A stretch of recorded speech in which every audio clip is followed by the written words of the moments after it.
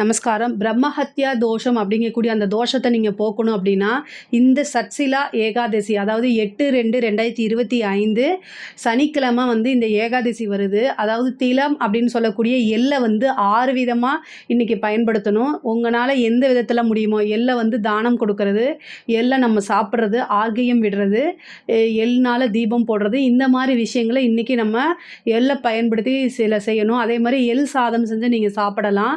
எள்னால sweet செஞ்சும் சாப்பிடலாம். ஆனால் எள்ளை இன்னைக்கு வந்து கரெக்டாக வந்து பயன்படுத்தணும். இதனால தானம் கொடுக்கறது ரொம்ப விசேஷமானது.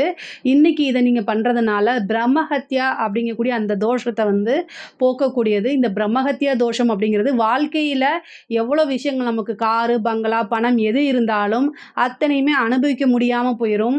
அது வந்து ஒன்று காசு பணம் வராது, இல்லைன்னா வந்தாலும் அதை அனுபவிக்க முடியாது.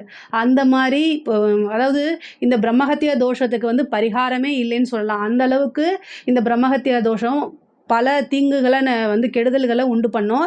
இந்த விஷயத்துலேருந்து தப்பிக்கணும் அப்படின்னா இந்த சட்சிலா ஏகாதசி அன்னைக்கு விரதம் இருந்து எல்லாரு வகையில் பயன்படுத்தினீங்க, எள் தானம் பண்ணாலும் இது வந்து பல நன்மைகளை நமக்கு கொடுக்கும். பிரம்மஹத்யா தோஷத்தையும் போக்கக்கூடியது.